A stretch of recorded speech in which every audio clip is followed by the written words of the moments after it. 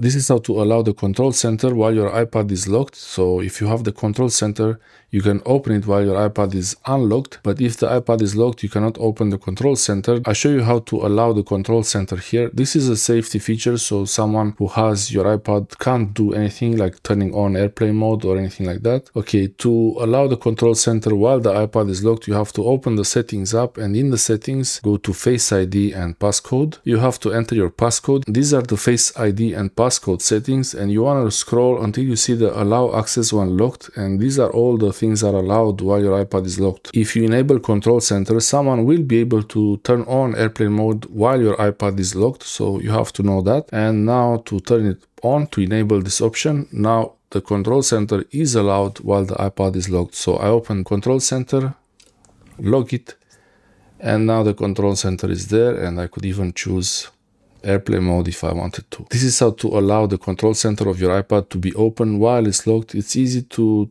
pause music or adjust the brightness quickly before unlocking. Thanks for watching.